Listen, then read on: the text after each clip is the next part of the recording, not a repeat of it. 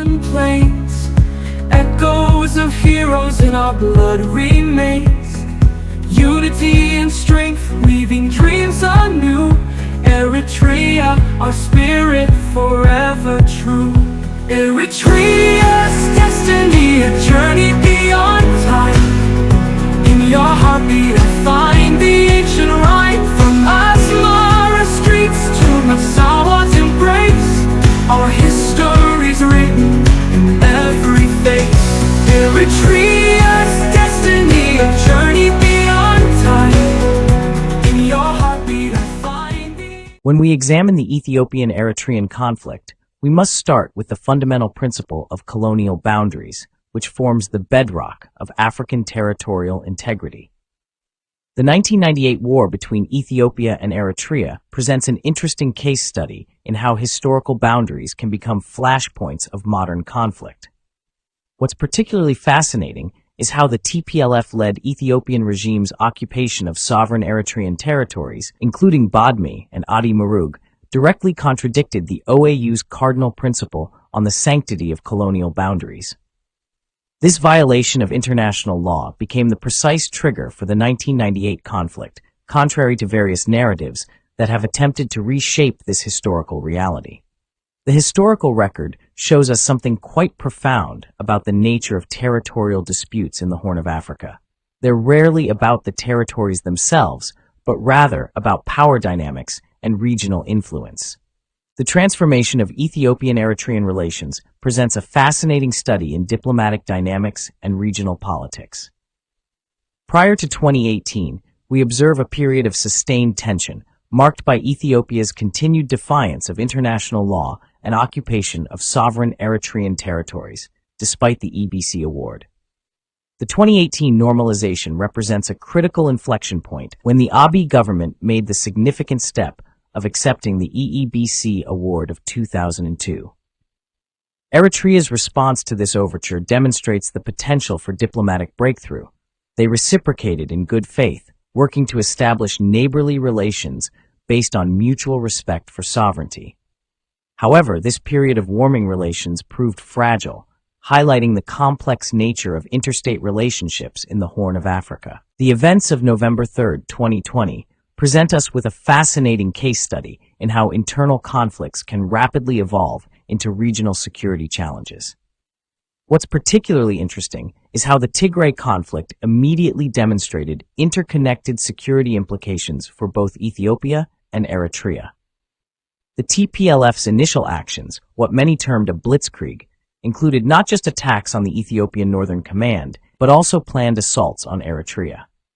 This raises profound questions about the nature of regional security interdependence, how internal conflicts in one country can create unavoidable security implications for neighboring states.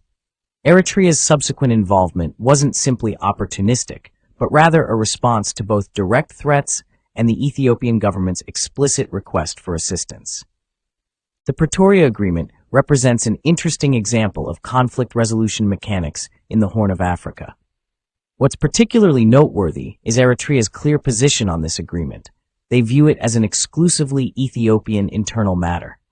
This raises fascinating questions about the boundaries between internal and regional conflict resolution mechanisms. The agreement's implementation phase reveals the complex interplay between formal peace processes and regional political dynamics. It's worth examining how external actors often attempt to blur these lines between internal and regional matters for strategic purposes. The border dispute situation presents us with a classic example of how territorial claims can become entangled with broader political narratives. Eritrea's redeployment of troops to internationally recognized borders represents a significant development that's often overlooked in regional discussions. What's particularly intriguing is how certain actors continue to make claims about Eritrean troop presence in border areas, a term that requires careful semantic analysis.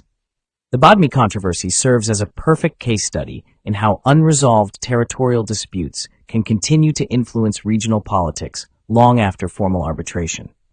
This raises deeper questions about the effectiveness of international arbitration when powerful actors choose to reject or reinterpret its findings. Ethiopia's maritime aspirations present us with a fascinating study in geopolitical strategy and regional power dynamics. The statement about acquiring ports, legally if possible and militarily if necessary, deserves careful analysis as it reveals underlying tensions in regional politics. This raises fundamental questions about landlocked states' rights and the balance between national interests and regional stability. The maritime access issue demonstrates how historical grievances and modern economic necessities can create complex political challenges. The Ethiopia-Somaliland MOU introduces an additional layer of complexity to regional dynamics that deserves careful consideration. What's particularly interesting is how this agreement has created new tensions in an already complex regional environment.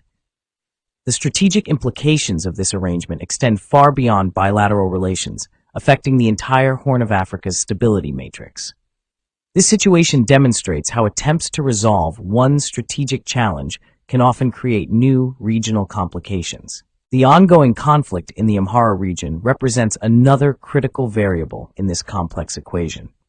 What's fascinating is how Ethiopia's internal challenges continue to have spillover effects on regional stability.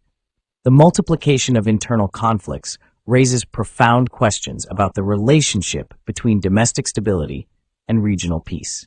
This pattern of internal strife suggests deeper structural challenges within Ethiopia's federal system that require careful analysis.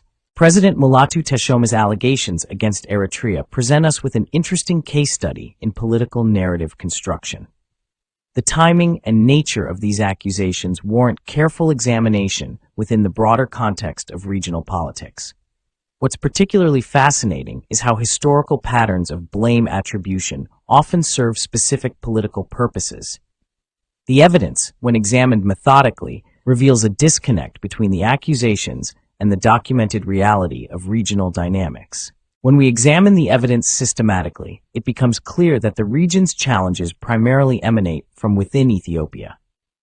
The solution to these challenges cannot be found in external scapegoating or the internationalization of essentially domestic issues.